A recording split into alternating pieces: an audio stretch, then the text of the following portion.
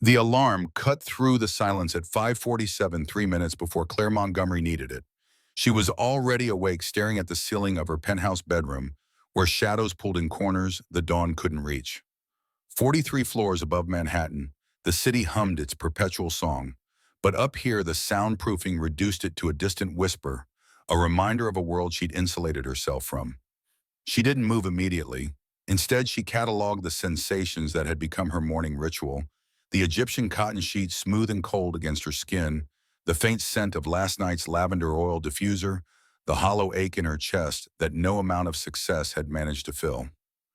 3 months, 2 weeks, and 4 days since Marcus had walked out. Not that she was counting. The coffee maker in the kitchen started its automated cycle programmed weeks ago, when she still believed routines could substitute for companionship. Claire pushed herself upright, her feet finding the heated marble floor. Through floor-to-ceiling windows, the city sprawled beneath her like a kingdom she'd conquered, but never learned to love. Lights blinked in distant apartments, where families were probably waking up together, sharing bathroom sinks, and arguing over who got the shower first.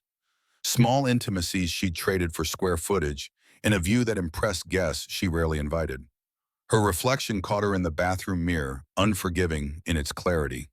38-years-old skin that cost $2,000 a month to maintain eyes that looked like they belonged to someone older. She'd built an empire, climbed every ladder, shattered every glass ceiling, and somewhere along the way she'd forgotten why any of it mattered. The shower ran exactly 103 degrees, the water pressure precisely calibrated. Everything in this apartment functioned with mechanical perfection. Everything except her.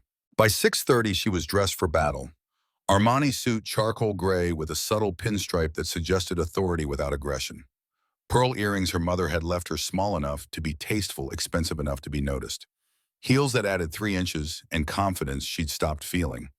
The woman in the mirror looked like someone who belonged in boardrooms, who made decisions that moved markets, who never doubted or hesitated or waited 47 minutes for anyone. But that woman was a performance, and Claire was exhausted from the show. Her phone buzzed against the quartz countertop. Thomas Chen, her CFO.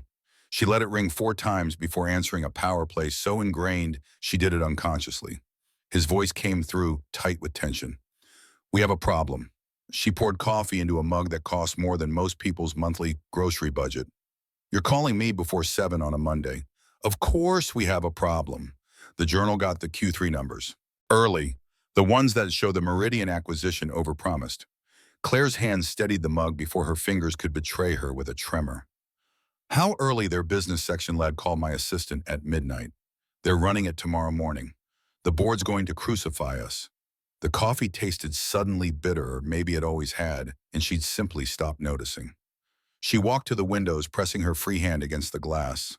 Cold seeped through, grounding. "Schedule an emergency board meeting for this afternoon. 4 o'clock.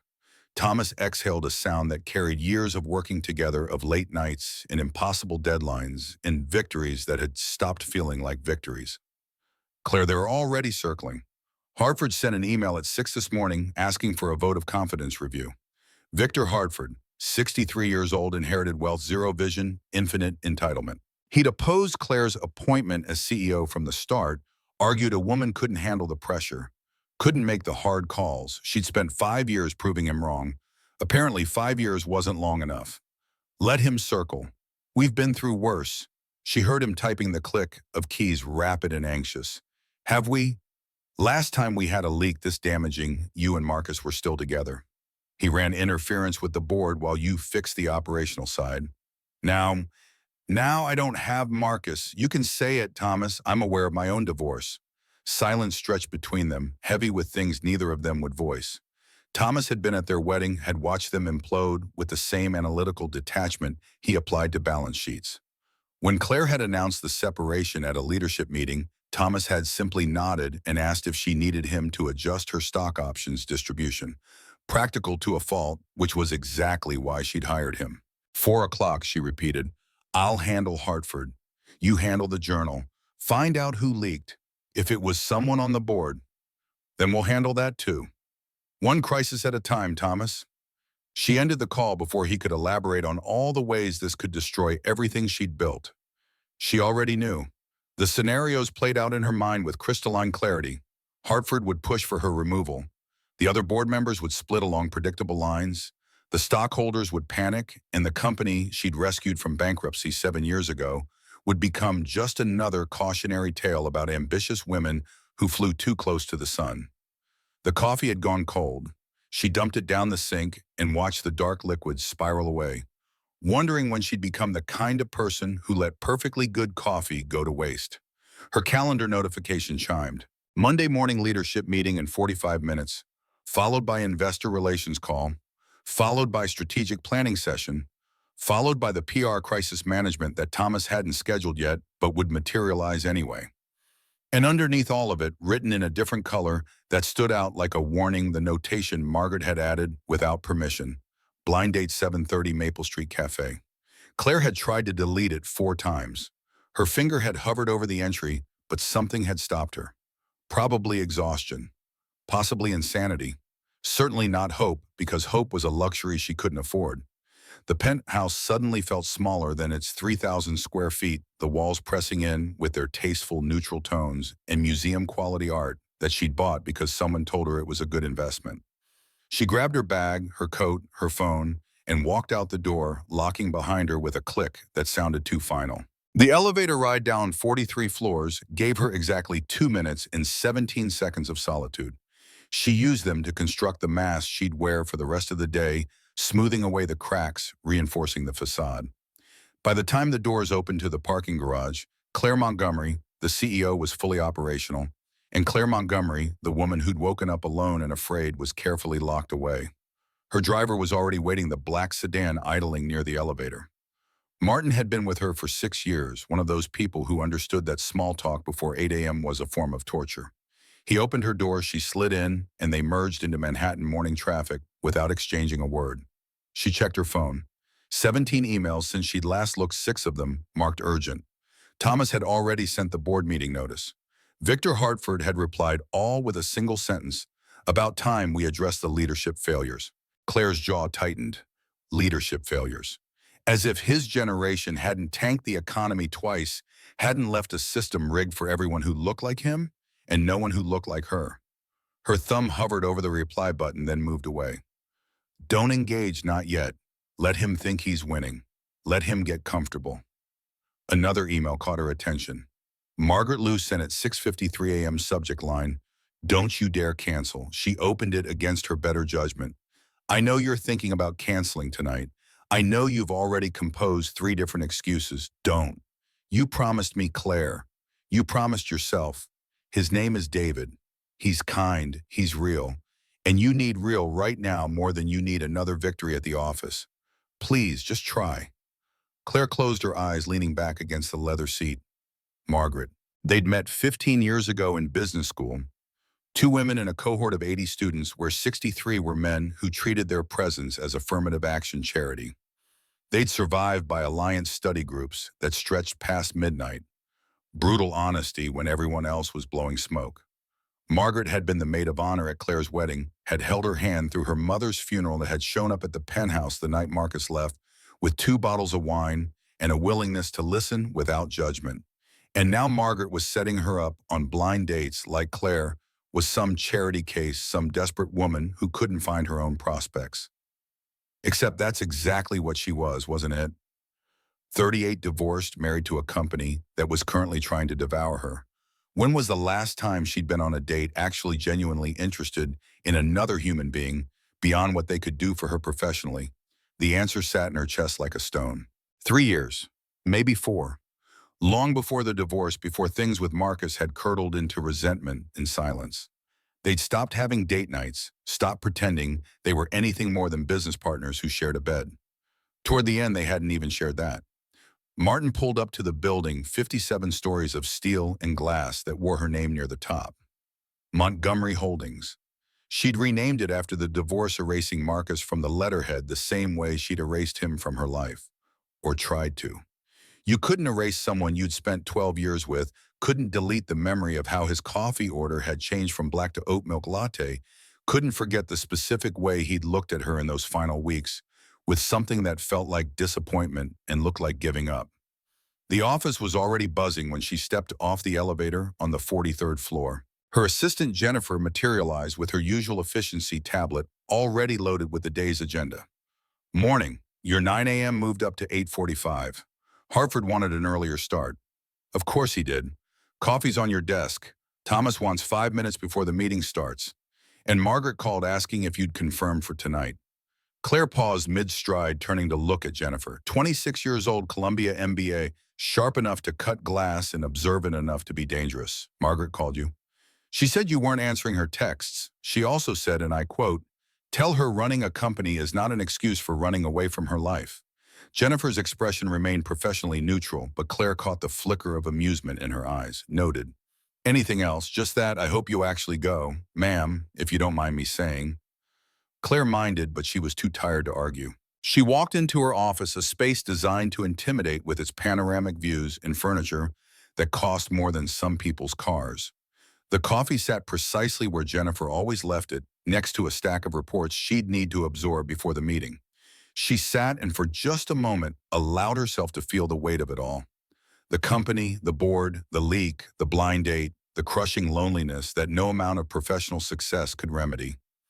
Then she picked up the first report and started reading, because that's what she did. That's all she knew how to do. The morning leadership meeting unfolded exactly as she'd predicted. Thomas presented the preliminary damage assessment from the leaked financials. Victor Hartford made thinly veiled comments about competence and oversight. The other board members positioned themselves in careful political calculations, weighing their loyalty to Claire against their fear of being associated with failure. She watched it all with the detachment of someone who'd played this game too many times, who knew every move before it happened. When Hartford finally made his play, suggesting they table the Meridian expansion, pending a full leadership review, Claire leaned forward, elbows on the mahogany table. "Victor, respectfully, that's the worst idea you've had since you suggested we invest in that cryptocurrency scheme." The room went silent. Hartford's face flushed red. "I was protecting our assets from market volatility. You were panic selling, and you would have cost us $40 million if I hadn't overruled you. Now you want to panic sell our expansion strategy because of one leaked report. This company didn't survive by being reactive. It survived by being right." She let that sit, watching Hartford struggle for a response. When he opened his mouth, she cut him off. "The board meeting is at 4. Until then, I suggest we focus on solutions instead of scapegoats." Thomas circled back with pro and legal. Everyone else back to work.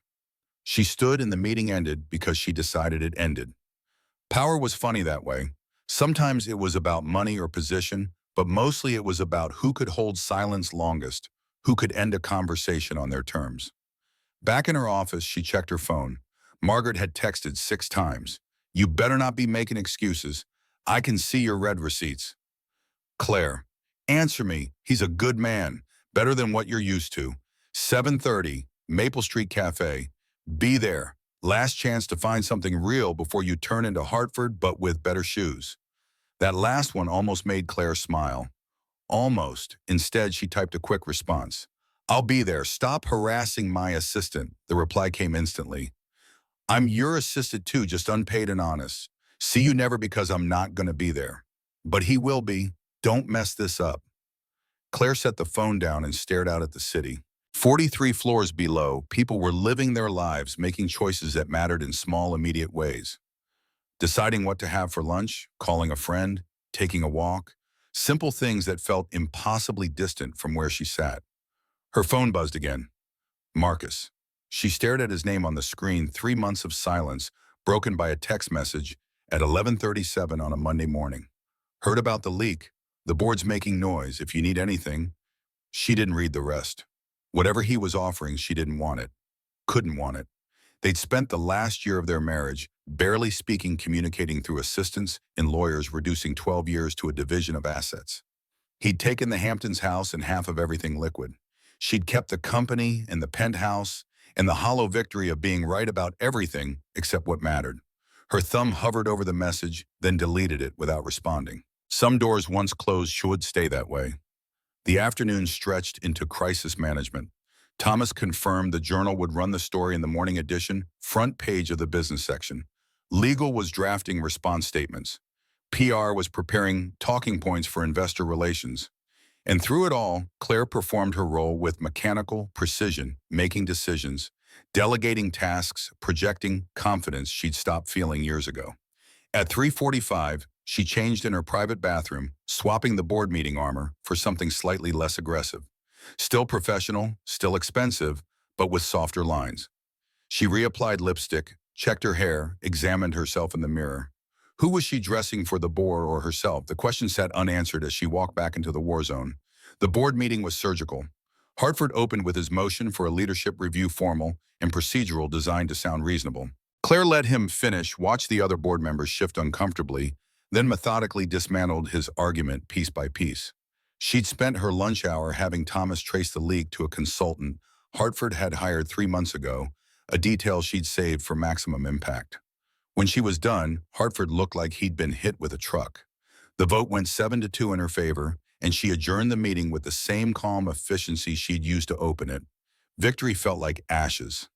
By the time she left the office, it was already 6:43. Manhattan traffic on a Monday evening meant she wouldn't make 7:30 even if Martin drove like he was fleeing the scene of a crime. She texted Margaret, "Running late, meeting went long, traffic's impossible." The response was immediate and unsympathetic. "Text him, not me. His name is David, be respectful." Claire stared at the phone. She didn't have David's number. Margaret had organized this entire thing without giving her any details beyond time and location. Probably intentional, probably to prevent Claire from backing out, which she'd considered approximately 14 times since agreeing to this disaster. She texted Margaret again. "I don't have his contact information. You arranged everything, remember?" 3 dots appeared, then disappeared, then appeared again. "Then I guess you better hurry. He'll wait. He's not like the men you're used to." The sedan crawled through Columbus Circle brake lights, extending into the distance like Christmas lights in July. Claire checked her watch. 6:58. The cafe was on Maple Street in Brooklyn, at least 35 minutes away, in optimal conditions, which these weren't. She pulled up Margaret's initial message from 3 days ago, scrolling past the pleasantries to find the details. David Hernandez, 36, widower, 7-year-old daughter named Emma, works in plumbing, lives in Brooklyn. Margaret had met him through some charity thing, community outreach for single parents. He'd fixed her nonprofit's broken pipes and refused payment, said he was happy to help. That had impressed Margaret, who didn't impress easily. "He's not what you're used to," Margaret had said over lunch at that overpriced place with the $15 salads that tasted like yard clippings. "But he's good, Claire, really good. And I think you need good right now." Claire had almost said no. She'd had responses queued, too busy, not ready, didn't want to waste anyone's time. But Margaret had looked at her with that specific expression, the one that stripped away all the professional varnish and saw straight through to the lonely woman underneath. "When was the last time you let someone see you?" Margaret had asked. "Not the CEO, not the board's weapon, not Marcus's ex-wife. You." Claire hadn't had an answer. Or rather, she'd had an answer, but it was from so long ago she couldn't remember what it felt like. So she'd agreed, said yes before rational thought could intervene. And now she was stuck in traffic on a Monday evening, late for a blind date with a man she'd never met, who probably expected someone completely different from who she actually was. Martin caught her eye in the rearview mirror. "We could take the bridge. Might shave off 10 minutes. "Do it." The sedan changed lanes with the patience of someone who'd navigated this city for decades. Claire watched buildings slide past her reflection, ghosting in the window. She looked tired, older than 38, like someone who'd won every battle but lost the war. Her phone buzzed. Thomas with an update on the journal story. She skimmed it, composed a response, sent it off. Then another email, this one from Jennifer, confirming her morning schedule was clear until 9, to give her time to recover from whatever tonight became. That was thoughtful. Presumptuous, but thoughtful. 7:18. Traffic had loosened, but not enough. They were still 15 minutes out minimum. Claire opened her purse, found herself pulling out the leather portfolio she carried to every meeting, the one with the company logo embossed in gold. She traced the letters with her thumb, thinking about the speech she'd given to the board, the way she'd wielded facts like weapons, the calculated pauses designed to let her points land. She was good at that, building arguments, dismantling opposition, controlling rooms full of men who'd spent their lives being told they were entitled to power. But sitting across from a stranger in a cafe making small talk, pretending to be someone worth knowing outside of what she could do for them professionally, that terrified her in ways no board meeting ever had. 7:27. The sedan pulled up to a side street near the cafe. Through the window, Claire could see the place Margaret had chosen, small local, the kind of establishment that probably didn't have a corporate headquarters or a marketing department. Warm light spilled onto the sidewalk, and through the glass she caught glimpses of people talking, laughing, living their regular Monday evening lives. She didn't move. Martin waited patient as always. After a moment, his voice came gentle. "Ma'am, we're here. I see that." Another pause. "Then if it helps, my wife made me go on 3 dates before I agreed to marry her. I was scared out of my mind. Turned out okay." Claire had worked with Martin for 6 years and never knew he'd been reluctant about his own marriage. She looked at him in the mirror, this man who'd driven her through rain and snow, and the worst day of her divorce, who'd never once commented on the tears she'd cried in his back seat. "Your wife sounds smart." "She is. Smarter than me anyway. Most days, I'm still trying to figure out how I got so lucky." He smiled, and Claire felt something crack in her chest just slightly. The casual certainty of his affection, the ease with which he claimed his good fortune, felt like a language she'd forgotten how to speak. She checked her watch. 7:32. She was officially late. "Martin, I have no idea what I'm doing." He met her eyes in the mirror, steady and kind. "Good. That means it's real." She sat with that for a beat, then grabbed her purse and opened the door before she could change her mind. The evening air hit her cool and carrying the smell of someone's dinner cooking nearby. Brooklyn felt different from Manhattan, less polished, more lived in. Claire smoothed her coat, checked her reflection in the sedan's window, and walked toward the cafe like she was walking toward a meeting where the outcome had already been decided against her. The door chimed when she opened it, a small brass bell that announced her arrival to everyone inside. Heads turned curious and then dismissive. She didn't fit here in her tailored coat and designer heels. The cafe was exactly what she'd expected. Mismatched furniture, local art on the walls, a chalkboard menu featuring drinks with names like Brooklyn Sunrise and Maple Latte. A couple near the window shared a dessert, feeding each other bites with the unself-conscious intimacy of people who'd forgotten the rest of the world existed. Claire scanned the room looking for someone who might be David. A man sat alone at a corner table, but he was in his 60s reading a newspaper. Two women occupied the booth by the back, deep in conversation. Near the counter, a young guy in a hoodie worked on a laptop, headphones blocking out the world. No one looked like they were waiting for a date. Relief and disappointment warred in her chest. He hadn't shown up. Or he'd shown up, waited, and left. Either way, she was off the hook. She could text Margaret, say she'd try to order a coffee to justify the trip, and go home to her empty penthouse where at least the loneliness was familiar. But she didn't leave. Instead, she found herself walking to an empty table near the window, sitting down in a chair that wobbled slightly when she shifted her weight. The barista, a young guy with a nose ring and a flannel shirt that had seen better days, appeared beside her with a notepad. "What can I get you? Just coffee, please." "Black." He nodded and disappeared. Through the window, she watched people walk past, couples, hand in hand, someone walking a dog, a teenager on a skateboard. Normal people doing normal things. When was the last time she'd done something normal?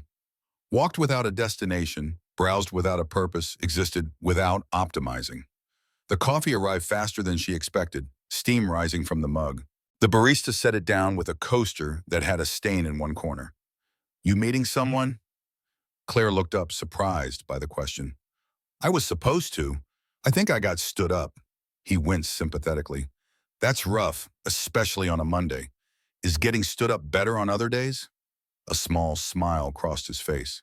"Fair point. Look, if you want, I can comp this. Nobody should have to pay for coffee after getting stood up. That's not..." He was already walking away.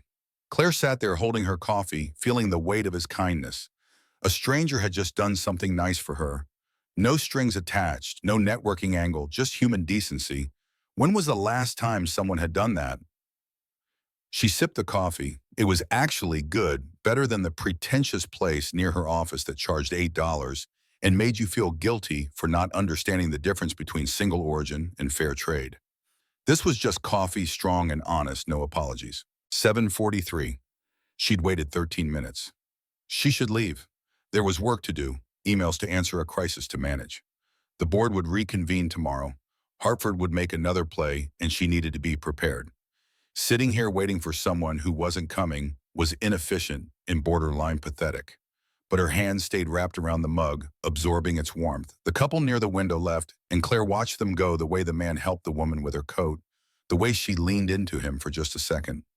Small gestures that spoke of years together, of comfort earned through repetition.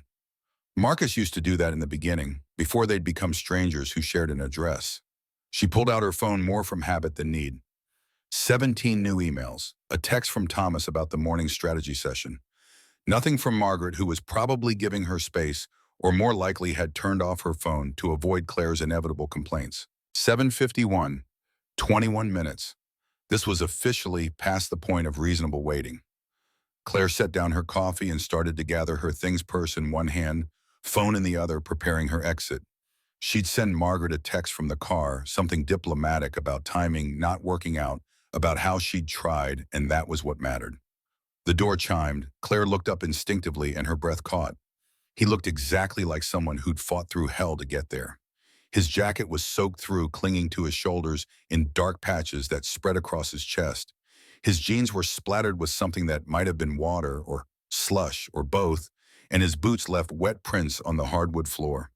His hair, dark and slightly too long, was plastered against his forehead, and when he pushed it back with one hand, water dripped onto his collar. He stood in the doorway, scanning the room with an intensity that bordered on desperation. When his eyes found hers, Claire saw something she hadn't expected. Relief. Pure, unguarded relief, like he'd been convinced she wouldn't be there, and her presence was the only good thing that had happened to him all day. He crossed the cafe in quick strides, weaving between tables with single-minded focus. People looked at him, whispers starting, a man who clearly didn't belong, who looked like he'd been through something and barely made it out. Claire set her purse back down, her pulse kicking up in a way that had nothing to do with caffeine. When he reached her table, he stopped breathing hard, his chest rising and falling under the wet jacket. Up close, she could see the exhaustion etched into the corners of his eyes, could smell something antiseptic clinging to his clothes underneath a faint scent of lavender, like children's soap. "I'm so sorry." His voice was rougher than she'd imagined, lower gravelly with emotion or exhaustion, or both. He didn't sit, didn't assume welcome, just stood there dripping onto the floor, looking at her like she was a lifeline he'd almost missed grabbing. "I'm David. My daughter was sick. I couldn't—" He stopped mid-sentence, seeming to realize he was still standing there like an idiot, still soaked, still making a scene. His hand went to his hair again, pushing it back in a gesture that might have been nervous habit or futile grooming. Claire stood her heels, bringing her almost to his eye level. This close, she could see the way his jaw was set, like he was holding himself together through sheer force of will. Could see the calluses on his hands when he reached out, then thought better of it, letting his arm fall back to his side. "It's fine, I understand." The words came out cooler than she intended, professional, the same tone she used in board meetings when someone was wasting her time. She saw him flinch just slightly and regretted it immediately. His gaze dropped to the table, to the two coffee cups, sitting there, one empty, one barely touched. Then back to her face, and Claire felt the full weight of his attention. It wasn't invasive or presumptuous. It was careful, considerate, like he was trying to read her, trying to figure out if she was angry or disappointed or just counting the minutes until she could leave. "You waited." "I did." Why? The question was too direct, too honest for a first meeting for two strangers who were supposed to make polite small talk and pretend they knew what they were doing. Most people would have laughed it off, made some joke about having nothing better to do, deflected with humor or sarcasm. But David just stood there, water still pooling around his boots, waiting for an answer that mattered. Claire opened her mouth, closed it, sat back down because standing felt too confrontational, too much like a cross-examination. After a moment, David took the seat across from her, moving carefully, as if afraid to take up too much space or track more water across the floor. The barista appeared with a towel, setting it down without a word. David took it with a quiet thank you that sounded like he meant every syllable, like gratitude wasn't just a reflex but an actual emotion he felt. He dried his face, his hands the back of his neck, methodical and thorough. His fingers were calloused, Claire noticed. Working hands, the kind that built things or fixed them or did manual labor that left marks. "How's your daughter?" The question came out before she could calculate whether it was appropriate, Whether asking about his personal life this early in the conversation violated some unspoken rule of first dates. But David's expression softened immediately, the tension in his shoulders easing fractionally. She's okay. High fever, but it broke about an hour ago. She's home now. Sleeping David folded the towel carefully, setting it on the edge of the table with precision that suggested he was buying time to compose himself. I tried to text you. The signal in the ER waiting room is terrible. Emergency room. Claire felt something shift in her chest, a small crack in the wall she'd built between herself and this moment, between who she was and who she was pretending to be. You were at the hospital. Yeah, he picked up the menu, put it down without looking at it. His hands were shaking just slightly, a tremor he couldn't quite control. Claire watched him struggle for composure, watched him lose and find it again in the space of seconds. I thought about canceling, but Emma, that's my daughter, she told me I should come. She said you might be nice. Am I? The words slipped out before she could stop them. A challenge or a flirtation or just honest curiosity. She wasn't sure which. David looked at her, then really looked at her, and Claire felt exposed in a way no board meeting or investor pitch had ever made her feel. His gaze wasn't aggressive or predatory, wasn't trying to undress her or calculate her net worth. It was just looking, seeing, trying to understand who she was beneath the expensive coat and the perfect hair and the practiced composure. I don't know yet, but you waited, so maybe. The couple at the next table got up to leave, bundling into coats and scarves, still lost in their private conversation.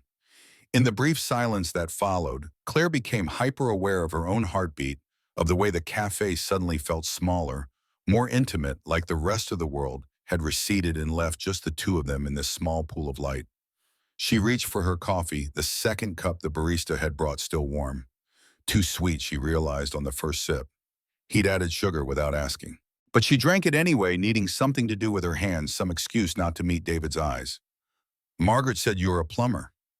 I am. Do you like it? David's mouth twitched, almost a smile, but not quite. The kind of expression that suggested the question was more complicated than it sounded. It pays the bills, keeps Emma fed. That's not what I asked. He leaned back in his chair, and for the first time since he'd walked in, some of the tension seemed to leave his shoulders. His jacket was still soaked, starting to create a small puddle on the seat, but he didn't seem to notice or care. No, it's not what I'd choose if I had a choice. But I do it well, and people need me, so that counts for something.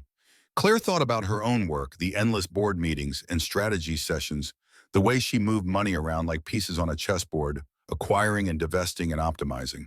Did people need her? Or did they just need what she could do for them? The distinction felt important, suddenly a question she'd never bothered to ask. What would you choose if you had a choice? David was quiet for a long moment, his gaze drifting to the window where snow had started to fall, light flurries that caught the streetlights and turned golden before melting on the pavement. I used to be an architect, designed houses, mostly custom builds. I liked the idea of creating spaces where people could be happy. Why did you stop? The words were out before Claire realized how invasive they might be, how much she was asking from someone she'd known for less than 10 minutes. But David didn't flinch, didn't deflect. He just kept looking out the window, watching the snow fall, and when he spoke, his voice was steady, even though Claire could hear the grief underneath. My wife got sick. Cancer. By the time she was gone, I had medical bills that would have buried us. Plumbing pays better than entry-level architecture, and I could start right away, so I did. Claire set her cup down carefully, the sound of ceramic on wood too loud in the sudden silence. I'm sorry. Don't be. It was 3 years ago. We're okay now, Emma and me. He said it like he was trying to convince himself as much as her.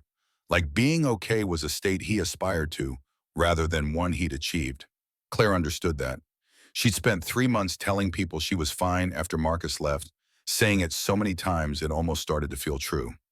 The barista came by again, this time with a notepad, and David ordered water. Just water. Claire watched the way his eyes skipped over the menu, the way he avoided looking at the prices, and something in her chest tightened with recognition. She knew what it was to calculate every expense, to live within margins so tight there was no room for extras. She'd grown up that way in a single wide trailer with a mother who worked 2 jobs and still couldn't always keep the lights on. That was 30 years and a few $billion ago, but the memory lived in her bones. Get something to eat. Please, I'm fine.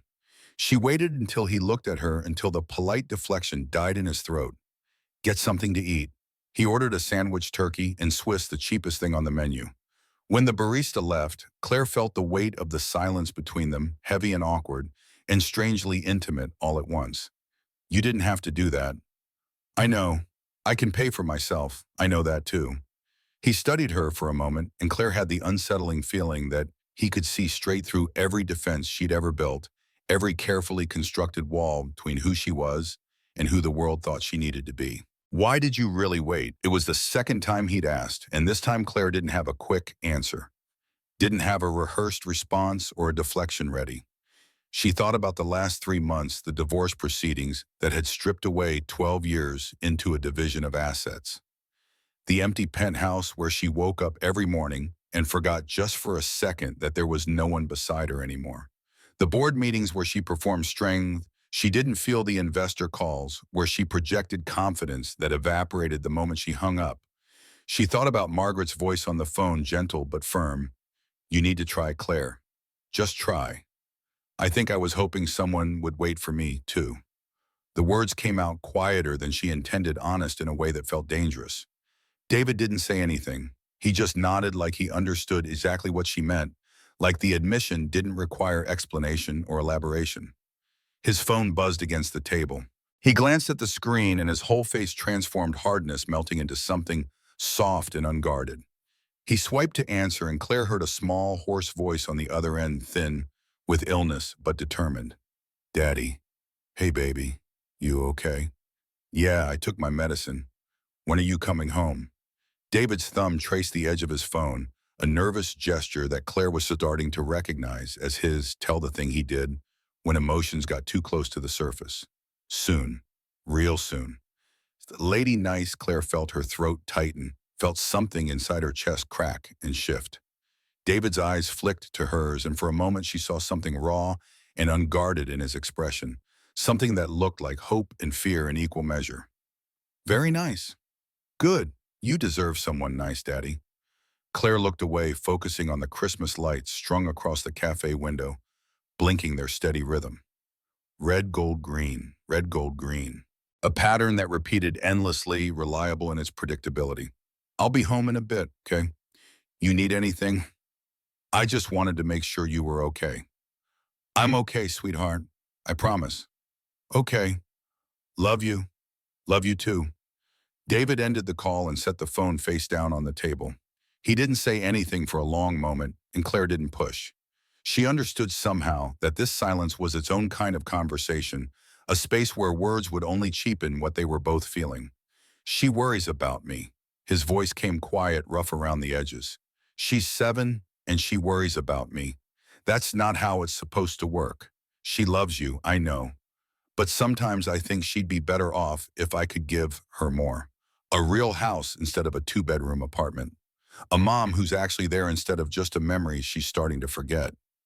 He stopped, shook his head like he was trying to dislodge the thoughts before they could take root. Sorry. You didn't sign up for this. Didn't I? Claire's voice came steady, surprising herself. Margaret said you were a good father. She didn't mention anything else. What else is there?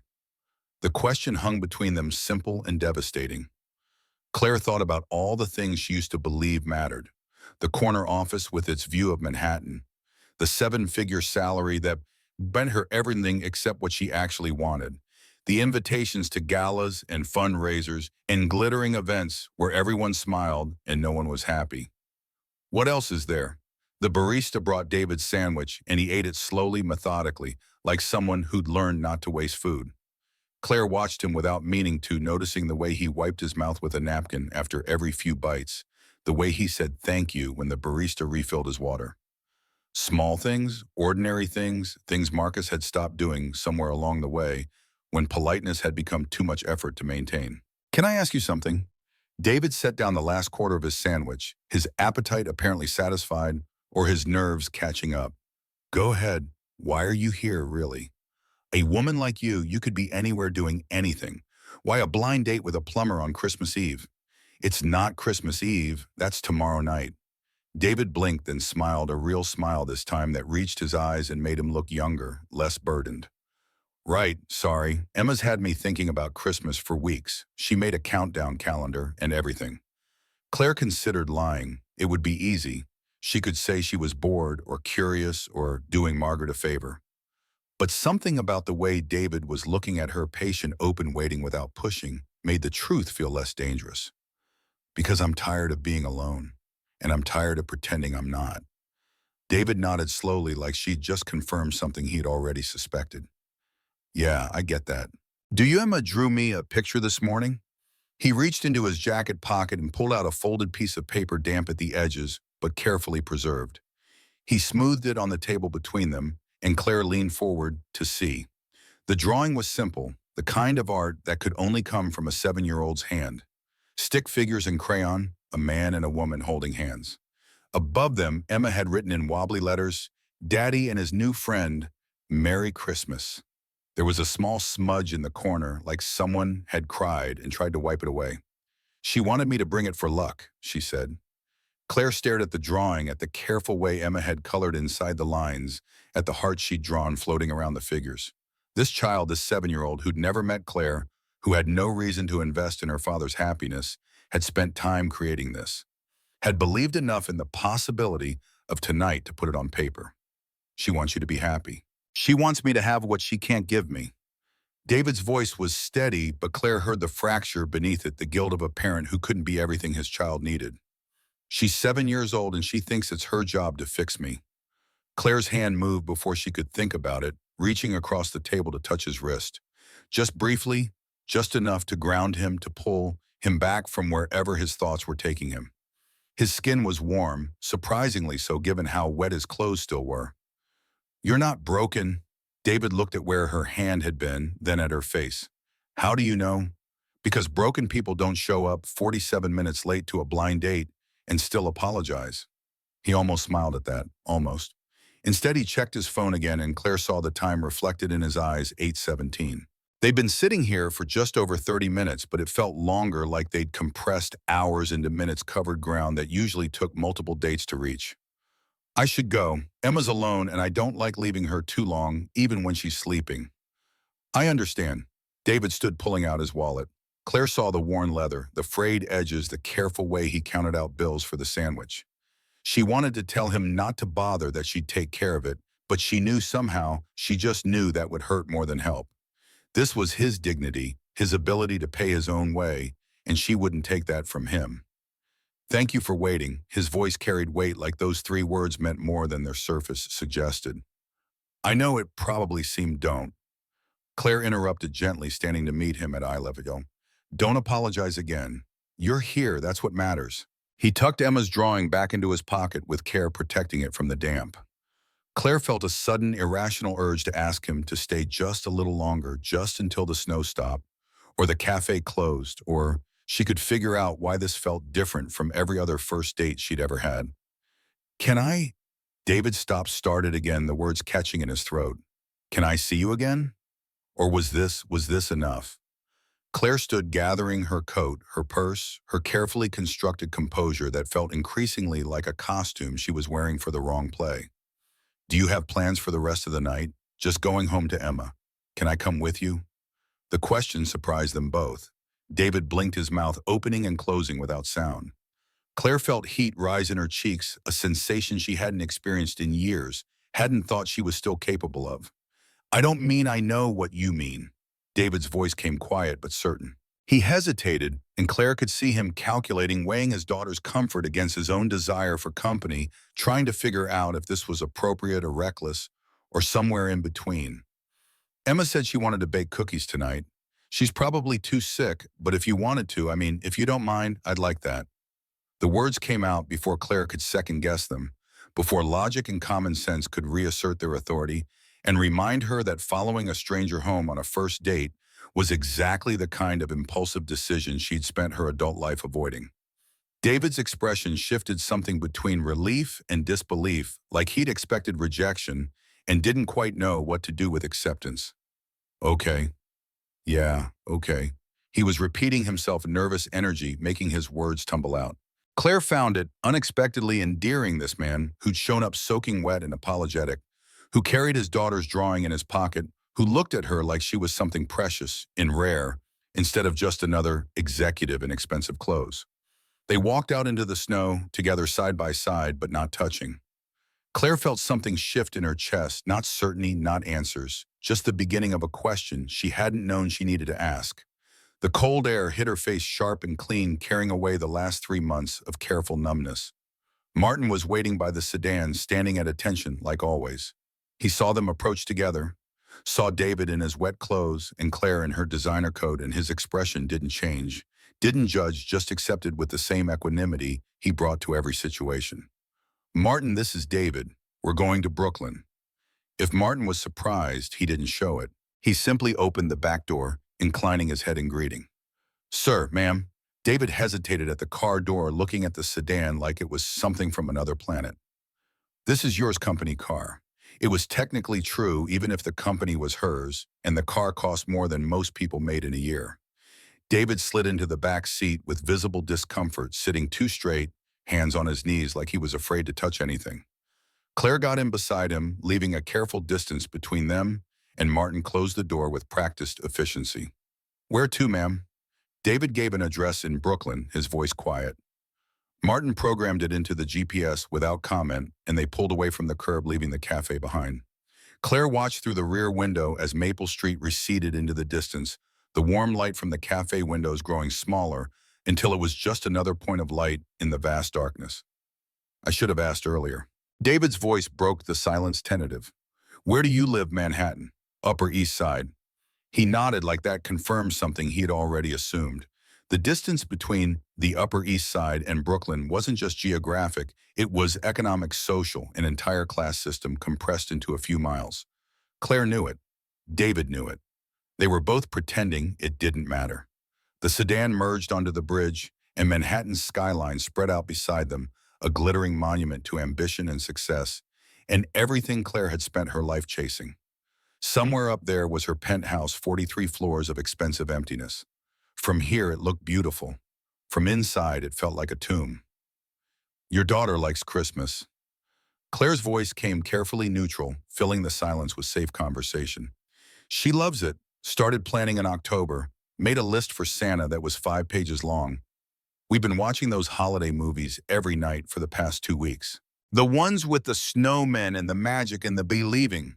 Do you believe in magic, I mean? David turned to look at her, and in the dim light from passing street lamps, his face was half shadow, half illumination. I believe in Emma, and when she looks at Christmas lights, she believes hard enough for both of us. Claire nodded, thinking about belief, about what it meant to trust in something invisible, something that couldn't be quantified or measured or put in a spreadsheet. She'd spent her life dealing in certainties and data and projections and calculated risks. Faith was a luxury she couldn't afford. Hope was a liability that clouded judgment. But sitting here in the back of her company's sedan, heading toward an unknown destination with a man she'd met an hour ago, Claire felt something that might have been belief stirring in her chest. Maybe not in magic, but in the possibility that tonight didn't have to end the way she'd expected. The GPS indicated they were 8 minutes from the destination. David shifted in his seat, pulling out his phone, checking for messages. His knee bounced with nervous energy, a tell that Claire found herself starting to catalog alongside his other gestures, the way he pushed his hair back, the way his thumb traced patterns on flat surfaces. Does Emma know you're bringing someone home? No. I thought I didn't want to get her hopes up. In case you said no, in case tonight didn't work out. And if she's upset, a stranger showing up unannounced, David considered that his expression serious. Emma doesn't really do upset with people. She does disappointed or worried or too excited. But not upset. Sarah used to say she got that from me, the benefit of the doubt thing. Sarah, his wife. Claire caught the way he said her name, still present tense in his heart, even if she was past tense in reality. 3 years, he'd said. Emma would have been 4 when her mother died, old enough to remember, but young enough to forget, slowly details fading like photographs left in sunlight. You must miss her. Sarah. Every day. But it's different now, less sharp, more like a permanent ache instead of an active wound. Claire understood that. Her mother had died 6 years ago, cancer that moved fast and vicious. By the time they diagnosed it, she had 6 weeks. Claire had spent those weeks by her bedside, taking emergency leave from work, ignoring phone calls and emails, and the demands of running a company. In the end, none of it had mattered. Her mother had slipped away on a Tuesday afternoon, holding Claire's hand, whispering something about being proud that Claire couldn't quite hear over the machines. Family is complicated. The words came out without planning, and David looked at her with an expression that suggested he heard what she wasn't saying. Yeah, it is. The sedan exited the bridge, descending into Brooklyn's side streets. The neighborhoods changed quickly from luxury high-rises to brownstones to apartment buildings that had seen better decades. David's building was old but well-kept red brick with white shutters and a row of mailboxes by the front door. Martin pulled up to the curb, and David fumbled with the door handle before Claire leaned across and showed him the release. Thank you for the ride. She could have stayed in the car, could have told Martin to circle back to Manhattan, could have ended this right here before it became something she couldn't control. Instead, Claire opened her door and stepped out into the snow, her heels clicking against the sidewalk, impractical, inexpensive, and completely wrong for the setting. David looked at her like he still couldn't quite believe she was there, like at any moment she might dissolve into mist and prove this was all some elaborate fantasy. Claire met his gaze, steadying herself against the doubt she saw there, and nodded toward the building. Lead the way. Martin caught her eye, a question in his expression. She mouthed, wait for me, and he nodded, settling back into the driver's seat to begin what might be a very long evening of waiting. Claire felt a flash of guilt, then pushed it aside. Martin was paid well. He'd be fine. David led her up the steps to the front door, fishing out keys with hands that shook slightly, either from cold or nerves or both. The lock clicked, and they entered a small vestibule with mailboxes labeled in fading marker. Second floor, David said, and they climbed a narrow staircase that creaked under their feet. The hallway smelled like someone had been cooking pot roast warm and homey. Nothing like the sterile, air-filtered neutrality of Claire's building. David's apartment was number 7. He paused with his hand on the doorknob, turning back to Claire. It's small. I just don't want you to... It's fine. She said it firmly, leaving no room for his self-consciousness. David nodded and opened the door, stepping inside first. Claire followed, crossing the threshold into a life completely foreign to everything she knew. The apartment was small, exactly as David had warned. A living room that flowed into a kitchen, a hallway that probably led to 2 bedrooms, a bathroom. But what it lacked in size, it made up for in warmth. Crayon drawings covered the refrigerator, held by magnets shaped like animals. A bookshelf overflowed with volumes, some adult, some clearly for children, organized in no particular order, but clearly loved. And in the corner, taking up more space than was probably practical, stood a Christmas tree. It was small, maybe 4 feet tall, and every branch was decorated with homemade ornaments. Construction paper snowflakes, popsicle stick, reindeer, a star at the top, made from aluminum foil that caught the light and scattered it across the ceiling. Claire stared at it, at the care that had gone into every ridiculous ornament, and felt something in her chest crack open. Emma made most of the decorations. David's voice came quiet, almost apologetic. I know it's not. It's perfect. Claire meant it. The tree was more perfect than the designer-decorated 12-foot Norwegian pine that sat in her penthouse lobby, more real than anything she'd paid a service to install and remove. This tree was loved. You could see it in every crooked ornament, every uneven branch. A sound came from the couch, small and sleepy. Claire turned and saw her for the first time. Emma, curled under a blanket, dark hair falling across her face, cheeks still flushed with the remnants of fever. The TV was on some cartoon with bright colors and cheerful music, but Emma's eyes were closed, her small chest rising and falling with the steady rhythm of sleep. David crossed the room, immediately kneeling beside the couch, pressing the back of his hand to Emma's forehead. The gesture was so automatic, so full of practiced concern, that Claire felt like she was intruding on something private. Still warm. David murmured it more to himself than to Claire. He adjusted the blanket, tucking it around Emma's shoulders with infinite gentleness, and when he stood, his expression was softer than Claire had seen all night. She's beautiful. The words slipped out before Claire could consider whether they were appropriate. But they were true. Emma was beautiful in the way only children could be, with that unself-conscious vulnerability that adults spent their lives trying to protect or recapture. She looks like her mom. Same hair, same stubborn chin. David said it with pride and grief tangled together, a complicated love that had survived death and 3 years of solo parenting. Claire wanted to ask more, wanted to know about Sarah, about what kind of woman inspired this much devotion. But Emma stirred her eyes fluttering open, and the moment passed. For a second, Emma looked confused, her gaze unfocused with sleep. Then she saw David and smiled a sleepy, genuine smile that transformed her face. "Daddy, you're back. I'm back, baby." Emma's gaze shifted to Claire, and there was no shyness in it, no hesitation, just open curiosity. She sat up slightly, the blanket falling away, revealing pajamas covered in snowflakes. "Are you Daddy's friend?" Claire moved closer, kneeling so she was at Emma's level, a gesture that felt important even if she couldn't articulate why. "I hope so. I'm Claire. I'm Emma."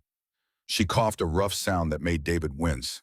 Claire saw him fight the urge to fuss to hover, saw him win that battle and settle for watching with concerned intensity.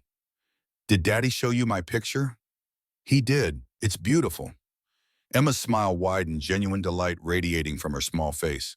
"Do you like cookies?" "I do. Good. Because Daddy said we could bake some tonight, but I don't think I can get up." She looked at David apologetic, like disappointing him was the worst thing she could imagine. Claire saw David's resolve waver, saw him weighing his daughter's health against her happiness. "Hey." David sat on the edge of the couch, brushing hair from Emma's face with fingers that knew exactly how to be gentle. "You don't apologize for being sick. We'll bake cookies another time. But it's Christmas Eve, and you promised, and she's here," and Emma's lower lip trembled. David looked helpless, caught between doing what was medically sensible and giving his daughter what she wanted. Claire stood making a decision before she fully thought it through. "What if we bake cookies here? Emma can tell us what to do and we'll do the work. That way she can still be part of it." Emma's eyes lit up, fever bright and hopeful. David looked at Claire like she'd just offered him something he didn't know he needed. "You don't have to. I want to." And she did. She didn't know why exactly. Maybe it was the homemade Christmas tree and the smell of cinnamon lingering in the air. Maybe it was the way Emma looked at her father like he hung the moon. Maybe it was the fact that for the first time in months, Claire felt like she was exactly where she was supposed to be. Emma directed from the couch, her voice hoarse but determined, and Claire and David worked in the tiny kitchen, shoulders brushing in the cramped space. Claire had never baked anything from scratch in her life. Her penthouse had a designer kitchen that had never seen actual cooking, just catered meals reheated and plated on expensive china. But here, measuring flour and cracking eggs and mixing butter until her arm hurt, she felt something shift inside her. Something that felt dangerously close to happiness. More sugar, Daddy. No more than that. Emma's voice carried authority, a 7-year-old drill sergeant in snowflake pajamas. David added another cup, and Claire stirred the batter, slowly coming together into something that might eventually resemble cookies. "Miss Claire, you have to crack eggs with one hand, or it's bad luck." Claire stared at the egg in her hand, then at Emma's expectant face. She'd never cracked an egg with one hand in her life. Her first attempt ended in shell and yolk mixing together in a mess that made Emma giggle. The sound was pure joy, infectious, and Claire found herself laughing too, actually laughing, the sound surprising even herself. The second egg worked.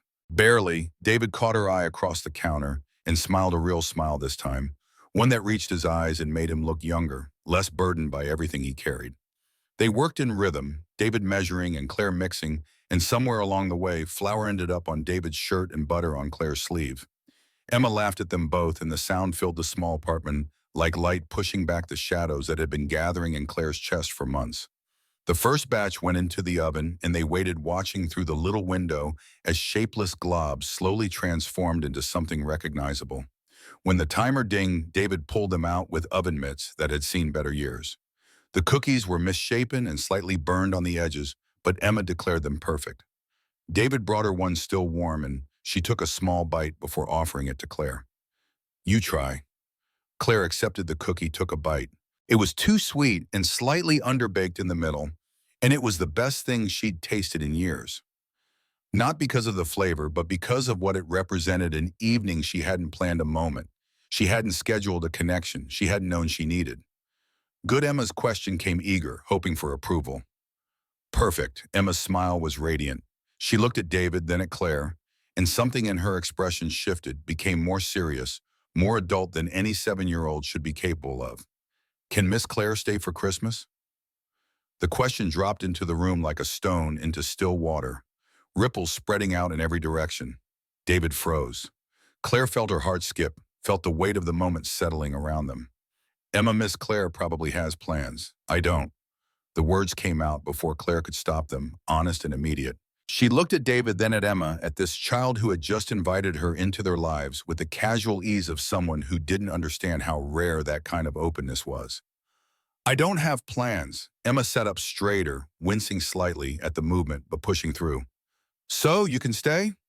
Claire thought about her penthouse empty and cold. She thought about the corporate retreat she was supposed to be planning, the PR crisis waiting in her inbox, the board meeting that would determine her fate. She thought about all the reasons she should say no, all the practical, rational arguments for maintaining professional boundaries and not getting emotionally invested in people she barely knew. I'd like that. The words came quiet but certain. Emma's eyes filled with tears, and before Claire could ask if she was okay, the little girl had her arms around Claire's neck, hugging with a fierce, desperate love that broke something open in Claire's chest. Thank you. Daddy needs someone. He won't say it, but he does. Emma whispered it against Claire's shoulder, and Claire held her carefully like she might break, feeling the fever heat of her small body. Over Emma's shoulder, Claire saw David standing in the kitchen doorway, one hand pressed against the counter for support, his eyes closed. When he opened them, there were tears on his face. Okay, Emma fell asleep on the couch again around 9:30, fever finally breaking for good. David carried her to her room, and Claire stayed in the kitchen washing dishes that didn't need washing, trying to process what had just happened. She'd agreed to stay for Christmas. She'd hugged a 7-year-old she'd known for less than 2 hours. She'd baked cookies in a kitchen smaller than her walk-in closet and felt more at home than she had in months.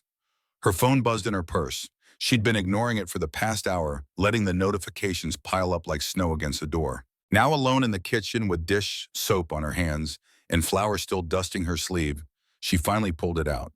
23 missed calls, 47 new emails, 16 text messages, most from Thomas, each one more urgent than the last. The most recent one, sent 3 minutes ago, was all caps Claire. Call me now. Hartford is making moves. Her stomach dropped. She dried her hands on a dish towel, the fabric rough against her skin, and dialed Thomas before she could talk herself out of it. He answered on the first ring. Where have you been? I've been calling for hours. His voice was tight with panic, the kind of controlled fear that came from watching something burn and not being able to stop it. I'm in Brooklyn. What happened, Brooklyn? Why are you never mine? Hartford called an emergency board session for tomorrow morning. Christmas Eve morning, Claire. He's citing the leak as evidence of compromised leadership, and he's got Morrison and Webb backing him. Claire's free hand gripped the counter edge. Morrison and Webb were the two board members who'd always been neutral, who'd voted based on data rather than politics. If Hartford had convinced them to turn, the math became impossible. On what grounds? Fiduciary negligence. He's arguing you knew about the Meridian overvaluation and hid it from the board. He's got emails. What emails? I don't know. He won't show them until tomorrow. But he's confident enough to call a vote of no confidence. Claire closed her eyes, seeing the trap close around her. Hartford had been planning this for months, waiting for the perfect moment to strike. The leak hadn't been a mistake, it had been the opening move.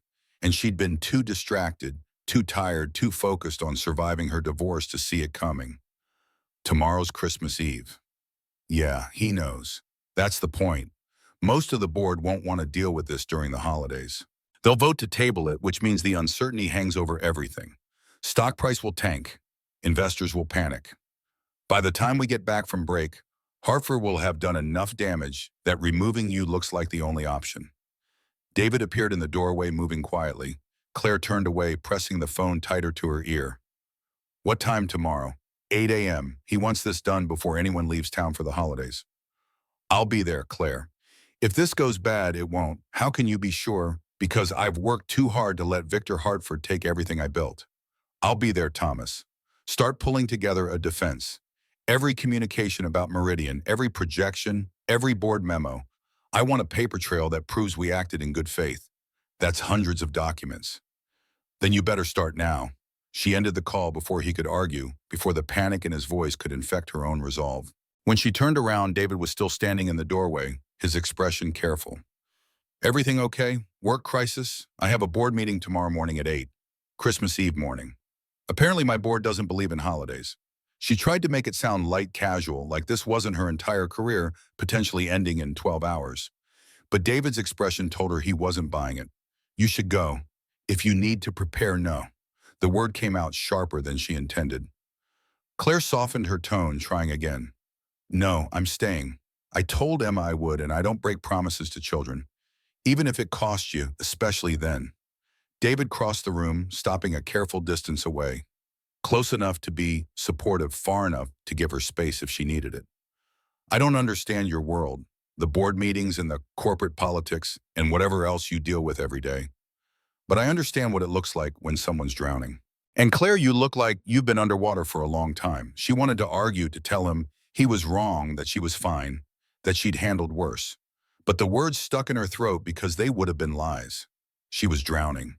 She'd been drowning for months, maybe years, and she'd gotten so good at holding her breath that she'd forgotten what air felt like. I don't know how to stop. Her voice came out smaller than she intended, vulnerable in a way that made her want to take the words back. Then don't stop. Just come up for air once in a while. David said it like it was simple, like survival was just a matter of remembering to breathe. Maybe for him it was. Maybe when you'd already lost everything that mattered, you learned that the stakes were never as high as they seemed. Claire's phone buzzed again. Thomas, with a follow-up, found the emails Hartford's using. They're from Marcus. He's been feeding Hartford information for months. The room tilted. Claire sat down hard in the nearest chair, the phone slipping from her fingers.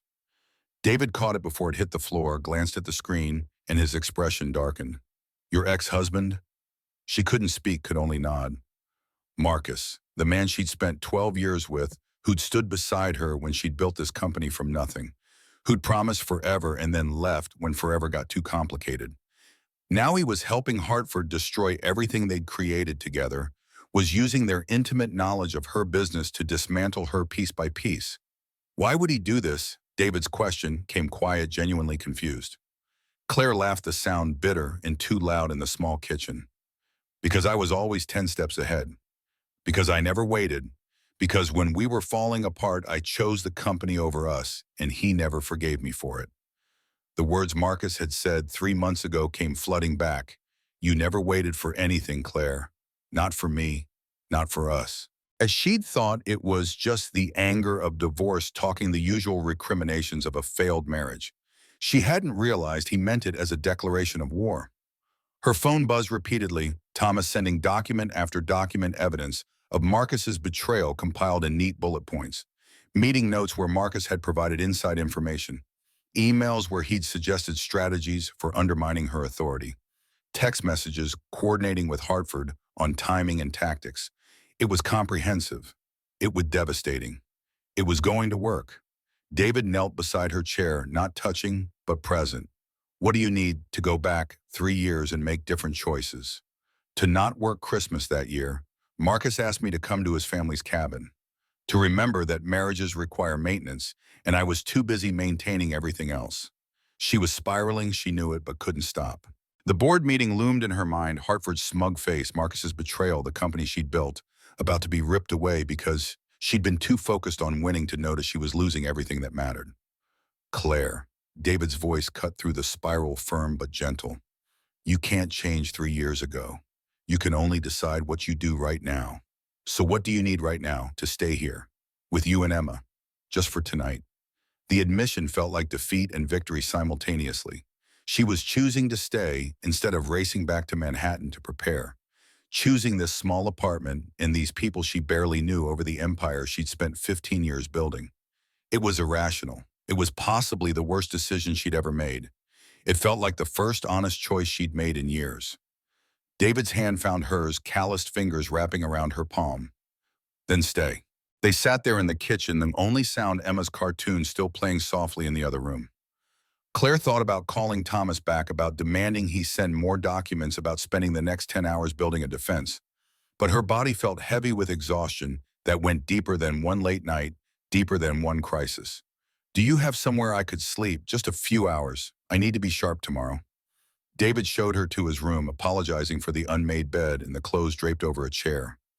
It was small, the furniture mismatched, nothing like the designer-curated spaces she was used to. But the bed looked soft, and when David handed her one of his shirts to sleep in, the gesture felt more intimate than anything Marcus had done in their last 2 years of marriage. "I'll take the couch. Bathroom's through there if you need anything." "Thank you," Claire interrupted before he could finish offering more than he already had. David nodded and left, pulling the door closed behind him. Claire changed into a shirt, the fabric worn, and smelling faintly of detergent and something uniquely him. She lay down on his bed in his space, surrounded by the evidence of a life lived smaller but maybe fuller than hers. Sleep wouldn't come. Her mind kept circling back to the board meeting, to Hartford's trap, to Marcus's betrayal. She pulled out her phone, read through Thomas's documents, started drafting responses in her head. By midnight, she'd constructed and demolished 6 different defense strategies, each one falling apart under scrutiny. At 1:43, she gave up and went back to the kitchen. David was there sitting at the small table with a mug of something that steamed in the dim light. He looked up when she entered, unsurprised. Couldn't sleep either. Too much spinning. He pushed a second mug toward her. Tea. Something herbal that smelled like chamomile and honey. Claire sat wrapping her hands around the warmth. "Want to talk about it?" "There's nothing to talk about. My ex-husband betrayed me, my board wants me gone, and I'm probably about to lose everything I've worked for. Pretty straightforward. Except you're here instead of preparing." "That's not straightforward." Claire sipped the tea, buying time to formulate an answer that made sense. But there wasn't one. She was here because Emma had drawn a picture. Because David had shown up 47 minutes late and apologized. Because for one evening she'd felt like a person instead of a position. "I'm tired of fighting alone." The admission hung between them. David didn't try to fix it, didn't offer platitudes about strength or resilience. He just nodded like he understood exactly what she meant. Sarah used to say that winning wasn't the same as not losing. I never understood what she meant until after she died. I'd won all these battles, gotten the treatments fought, the insurance companies did everything right, and she still died. All that winning and I lost everything anyway. He said it matter-of-factly without self-pity, just stating the truth of his experience. "So what did you do?" "Learn that some fights you can't win, and that's when you decide what you're fighting for matters more than whether you win." His words settled into Claire's chest, finding space among the panic and exhaustion. What was she fighting for? The company, her position. The validation that came from proving Victor Hartford wrong, or something deeper. Something about who she was beyond her job title. "I don't know if I can let it go." "Then don't. But make sure you're fighting for the right reasons." They sat in companionable silence, drinking tea that had gone lukewarm, watching snow fall past the kitchen window. Claire's phone buzzed periodically, Thomas sending more updates, more evidence, more reasons to panic. She ignored them all. Around 3 a.m., Emma appeared in the hallway, dragging her blanket behind her. "Daddy, I had a bad dream." David was up immediately, scooping her into his arms. Emma buried her face in his shoulder, and Claire saw his expression transform into something tender and fierce. "What was it about, baby? You went away and didn't come back." "I'm right here. I'm not going anywhere. Promise." "Promise, Barney's." David caught Claire's eyes over Emma's head, and she saw the weight he carried, the knowledge that he couldn't actually promise that. Life was unpredictable, cruel, indifferent to the promises parents made their children. Sarah had probably promised to be there too, and then cancer had taken her anyway. Emma lifted her head, noticed Claire sitting at the table. "Miss Claire's still here." "I'm still here. Are you staying for Christmas?" "Yes." Emma smiled, sleepy and satisfied. She reached out one hand toward Claire, and without thinking, Claire stood and moved closer. Emma grabbed her hand, holding David with one arm and Claire with the other, connecting them like a circuit. "Now we're all here, that's better." She said it with the simple certainty of a child who didn't understand how complicated connection was, who didn't know that people left or betrayed you or turned into strangers. For Emma, family was whoever showed up and stayed. David carried her back to bed, and this time Claire followed, watching him tuck the blanket around his daughter's small form, kiss her forehead, whisper something Claire couldn't hear. The room was tiny, crowded with a child's life drawings on the walls, books stacked precariously, a stuffed elephant missing one ear sitting on the pillow. When they left, pulling the door almost closed, Claire felt something shift in her understanding.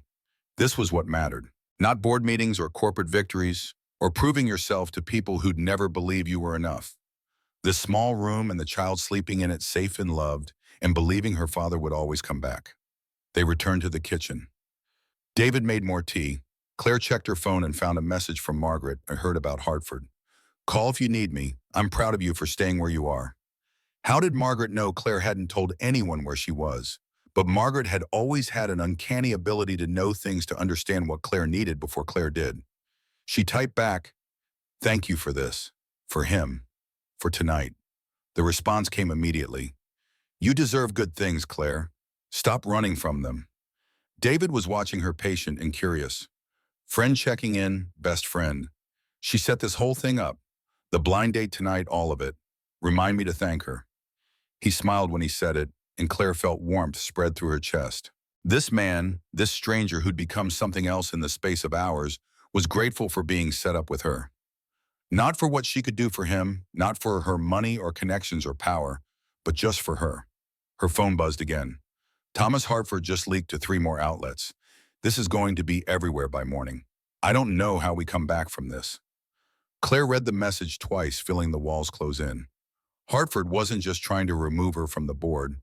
He was trying to destroy her completely, ensure she could never work in this industry again. The scope of his ambitions suddenly became clear. He wanted her erased. I have to go back. The words came out flat, defeated. David looked at her, then at her phone, then back at her face. I can't let him win. I can't let Marcus. She stopped, swallowing hard against the emotion threatening to choke her.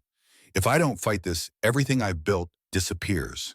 15 years of work gone because I wasn't there to defend it. And if you do fight it, if you spend the next 12 hours preparing and you still lose anyway, then at least I tried. Will you? The question was simple, but Claire couldn't answer it. Would she lose if she tried? Hartford had Marcus's inside information, had convinced 2 neutral board members to turn, had leaked to the media to poison public opinion before the meeting even started. The math was impossible. Her phone rang. Thomas again. She let it go to voicemail. There's a principle in plumbing. David's voice came quiet, like he was sharing something important. When a pipe bursts, your first instinct is to fix it immediately to stop the flood. But sometimes the pipe is too damaged. Sometimes you have to shut off the water, let the system rest, and rebuild from scratch. Fighting to save a broken pipe just means you flood everything else. Claire stared at him. Are you seriously using plumbing as a metaphor for my career? Sarah used to say I only knew how to talk in analogies. But yeah, I am. Because from where I'm sitting, you're trying to save a pipe that burst a long time ago. Maybe it's time to shut off the water and do what, start over. I'm 38 years old. I don't have another 15 years to rebuild. Sarah was 33 when she died. She didn't have another 15 minutes. But she spent her last days telling me that if I got another chance at anything, life or love, or just feeling okay again, I better take it, because time was the only thing that mattered, and she'd run out. His voice cracked on the last words. Claire reached across the table, covering his hand with hers. I'm sorry, I shouldn't have. You're terrified, I get it. But fear isn't a reason to go back to something that's killing you. It's not killing me. Isn't it? The question sat between them, heavy and unanswerable. Was the job killing her?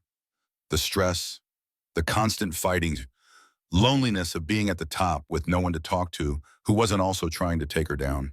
She thought about her penthouse, empty and perfect and cold. Thought about the last year with Marcus, barely speaking, ships passing in an expensive night. Thought about waking up every morning and forgetting just for a second that she was alone.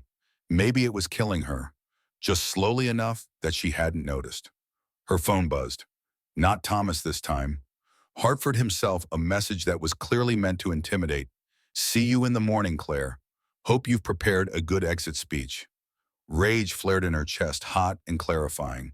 This man, this entitled relic who'd inherited everything and built nothing, thought he could intimidate her. Thought she'd go quietly. Claire picked up her phone and did something she'd never done in her professional life.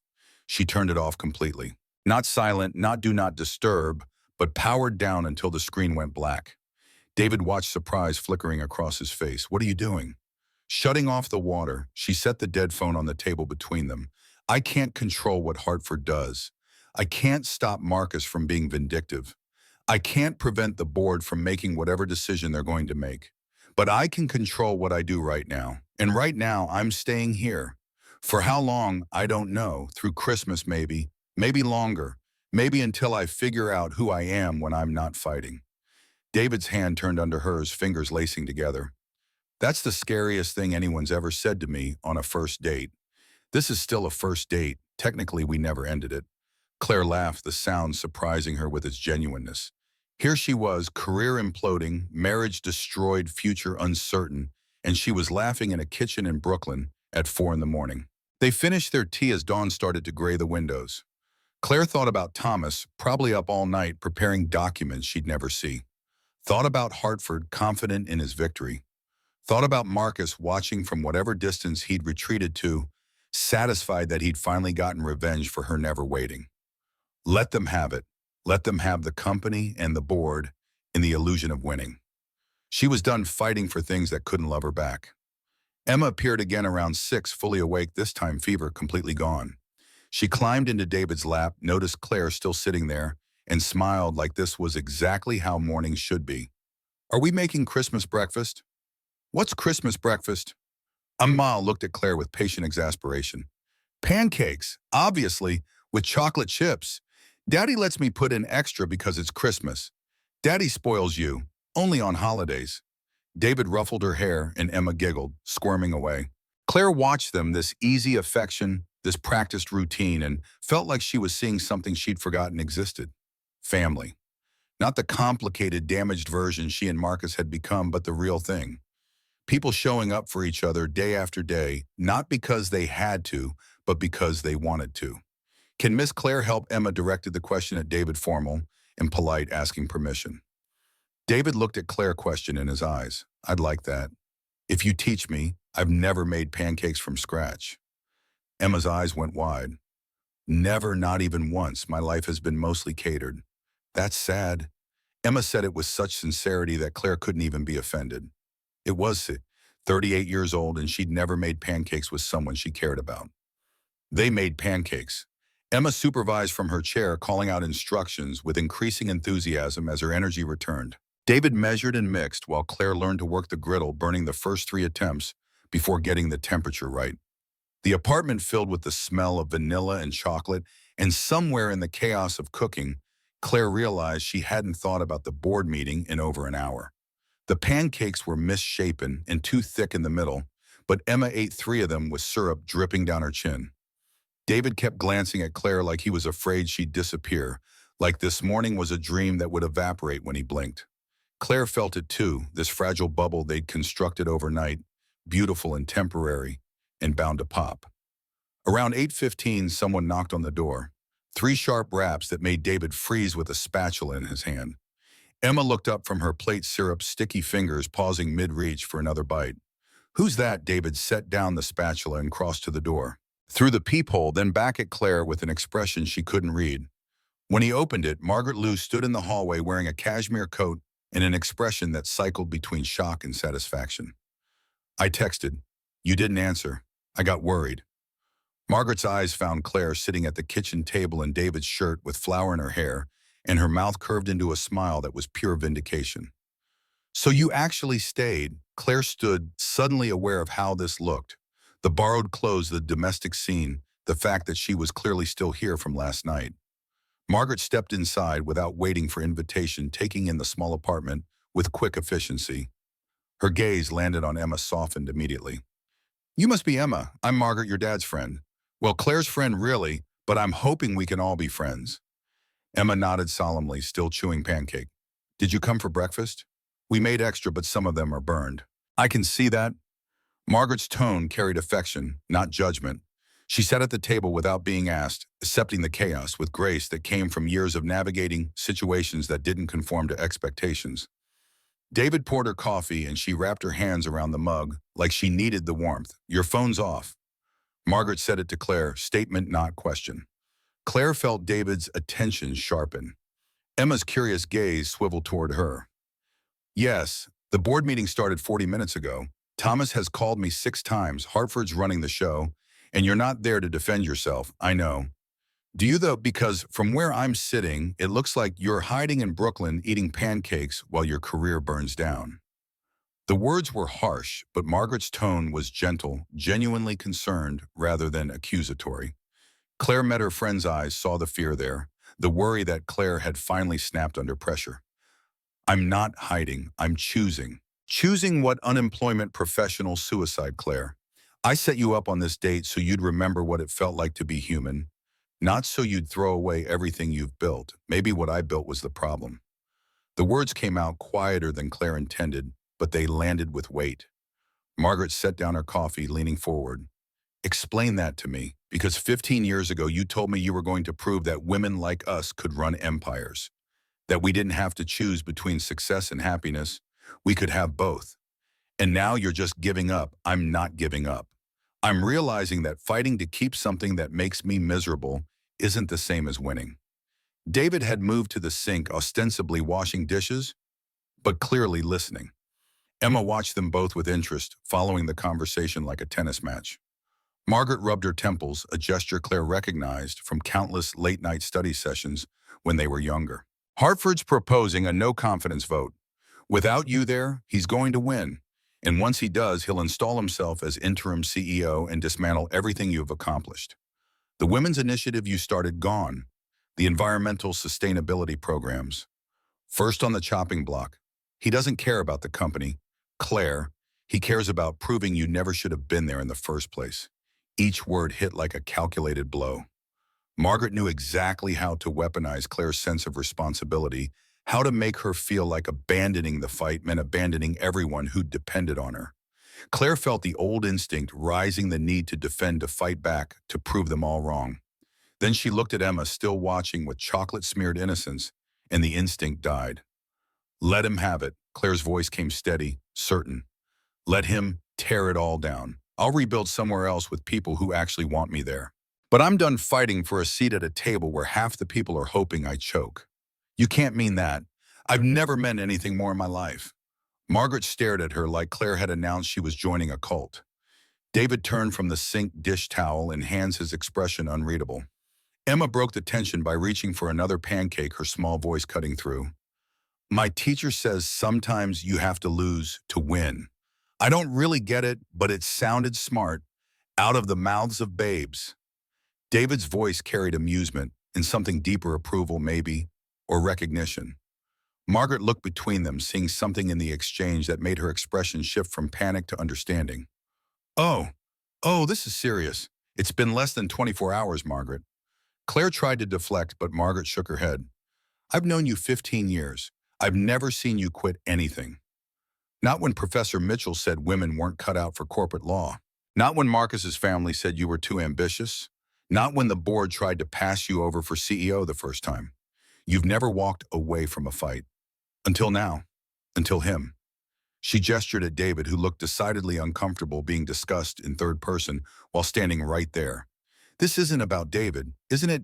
You've spent one evening with this man and suddenly you're ready to let your entire career implode. That's not rational, Claire. That's trauma response. Or maybe it's the first rational decision I've made in years. Claire stood, needing to move, to do something with the energy building in her chest. She paced to the window, looking out at Brooklyn in the morning light. People were walking dogs, carrying groceries, living their regular lives. When was the last time she'd done something regular? I'm 47 minutes late for everything that matters. I've been late to my own life for so long, I forgot what it felt like to show up. She turned back to face the room. Last night, David apologized for being late. He showed up soaking wet from the hospital where his daughter had a fever, and he apologized to me. Like my time was more valuable than his, like his emergency wasn't a good enough excuse.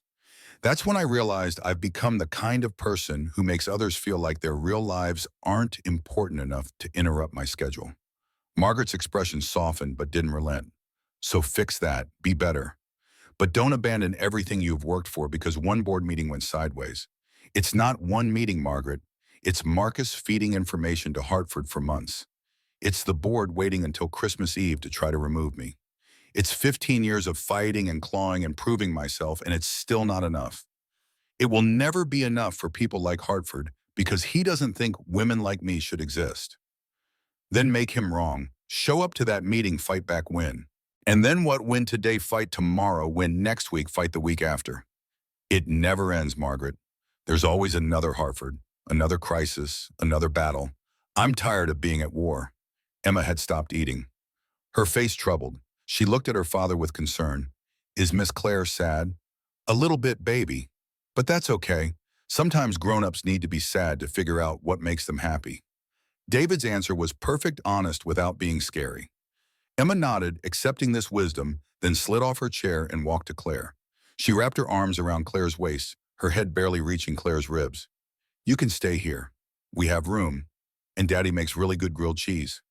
Claire's throat tightened. She looked at Margaret over Emma's head, saw her friend's eyes fill with tears.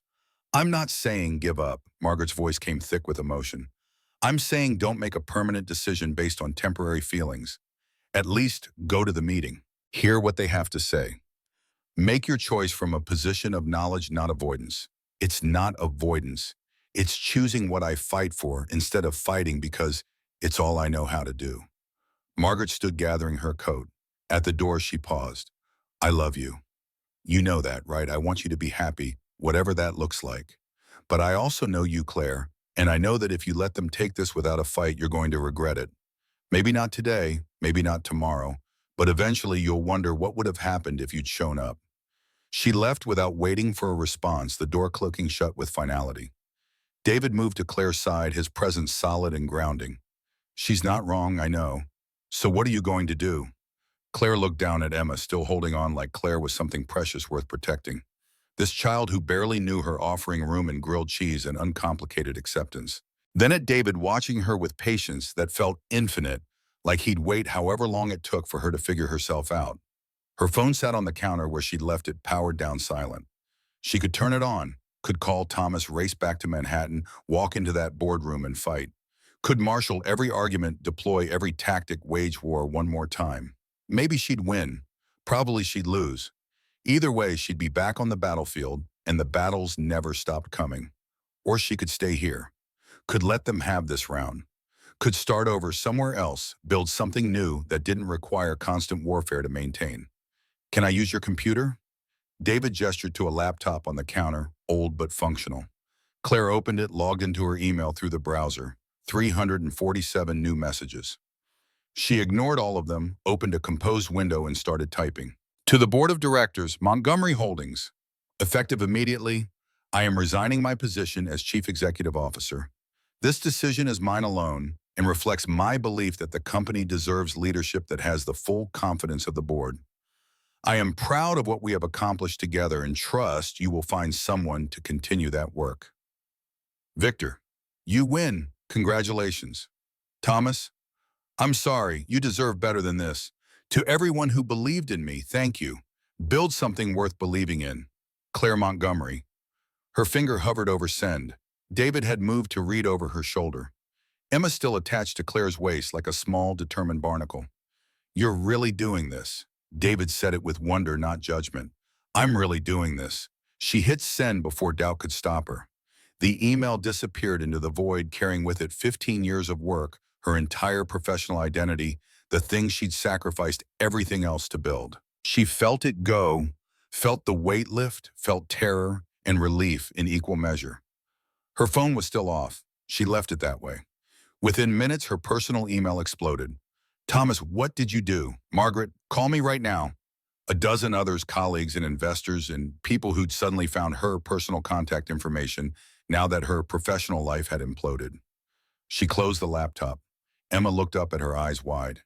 Does this mean you're staying for now? If that's okay with your dad. David's hand found the small of her back, warm through the borrowed shirt. More than okay. They spent Christmas Eve like regular people. Claire had never been regular people before. David took them to a park where Emma played on snow-covered equipment, while Claire and David sat on a bench watching. Other families were there living their ordinary lives, and Claire felt like an anthropologist studying a foreign culture. That's what people do?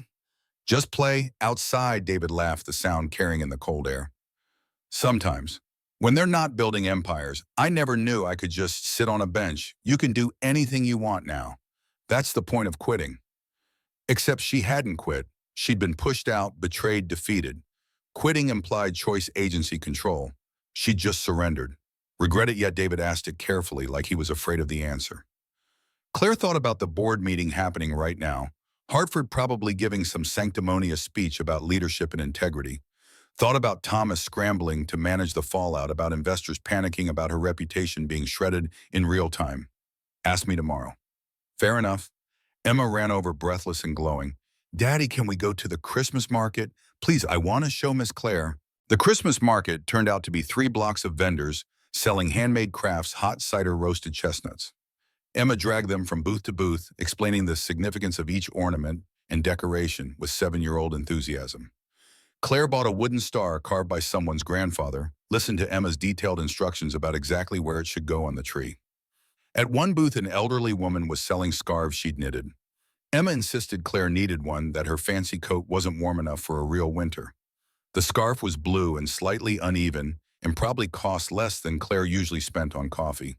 She wore it the rest of the day. They ate lunch at a diner where Emma ordered chicken fingers and David got a burger, and Claire had soup that came with bread so fresh it was still steaming. The bill was $32. Claire couldn't remember the last time she'd eaten a meal that cheap, probably not since business school. It was the best meal she'd had in months. Her phone stayed off. The world kept turning without her. David's apartment felt different when they returned in the afternoon, more like coming home than going to someone else's space. Emma immediately demanded they finish decorating the tree, pulled out more construction paper to make additional ornaments. Claire found herself sitting on the floor cutting snowflakes under Emma's exacting supervision while David made hot chocolate in the kitchen. You're doing it wrong. The cuts have to be smaller. Emma leaned over Claire's shoulder, pointing at the snowflake taking shape in her hands. Claire adjusted cutting more carefully, and Emma nodded approval. Better. You're learning. High praise. David handed her hot chocolate, settling beside her on the floor. They worked in comfortable silence, the only sound Emma's humming and the occasional snip of scissors. Outside, it started snowing again, fat flakes that accumulated on the windowsill. This is nice. Claire said it quietly, almost to herself. Emma looked up, smiling. This is Christmas. It's supposed to be nice. Such simple logic. Claire had forgotten that holidays could just be nice, didn't have to be optimized or scheduled or turned into networking opportunities. She hung her snowflake on the tree, and Emma declared it perfect, even though it was obviously lopsided. Her phone buzzed in the other room. She turned it back on, an hour ago, curiosity getting the better of her. Now it was making up for lost time, notification after notification piling up. David glanced toward the sound. You should check it. Probably. But she didn't move. Whatever was happening in Manhattan would still be happening in 10 minutes and an hour tomorrow. She wasn't part of it anymore. That thought should have been devastating. Instead, it felt like liberation. Eventually, she retrieved the phone. 63 missed calls, 217 texts, 492 emails. She scrolled through, watching her professional life disintegrate in real time. Thomas, the board accepted your resignation, Hartford's interim CEO as of this afternoon. Margaret, I can't believe you actually did it. Call me when you're ready to talk about what comes next. And then, buried in the avalanche, a message from Marcus. I'm sorry. I know you won't believe me, but I am. You deserve better than what I did. Claire stared at the message. 3 months of silence, months of letting Hartford use their shared history as a weapon, and now he was sorry. The apology felt hollow, too late, meaningless. She deleted it without responding. Another message caught her attention. Jennifer, her former assistant. I quit. If you're not there, I don't want to be either. Let me know if you need anything. That one hit harder. Jennifer was 26, had student loans and rent, and a career to build. Quitting on principle was a luxury she couldn't afford. Claire typed back, don't quit. Stay, learn what you can, build your network. Your loyalty means everything, but don't sacrifice your future for mine. David was watching from the doorway. How bad? She showed him the phone, the endless notifications. He whistled low. That's a lot of people who care what you do, or a lot of people who want something from me. Maybe both. He crossed to sit beside her on the couch, careful not to crowd. Do you regret it? The question again. Claire looked at the tree, at Emma's ornaments hanging from every branch, at the scarf around her neck that had cost almost nothing, at David, patient and present, asking without demanding. I don't know. I thought I'd feel free. I just feel scared. Of what? Everything. Not having a plan, not knowing who I am without my job. Waking up tomorrow with no meetings and no crisis and no purpose. She laughed to sound brittle. I spent 15 years complaining about being too busy, and now that I have nothing to do, I'm terrified. You're not nothing. You're just new at being something else. What else is there? I'm 38. I've been working since I was 16. I don't know how to just exist without producing something. Then learn. David said it like it was simple, like transformation was just a matter of deciding to be different. Sarah spent her last 6 months teaching me that. After she died, I couldn't figure out who I was if I wasn't her husband. Wasn't Emma's mom's husband. Just me, David, whoever that was. Took me a year to remember I used to like drawing, used to spend hours sketching buildings. Small thing, but it helped. Drawing helped you survive losing your wife, no. But it reminded me I was a person before I was a widower. That grief wasn't my only identity. Claire nodded slowly, understanding the parallel, even if she didn't want to. She wasn't just an ex-CEO. She was also someone who liked bad coffee in small cafes, who could learn to make pancakes, who'd stayed 47 minutes waiting for someone who might never show up. Emma appeared with more construction paper. I need help making an angel. The wings are hard.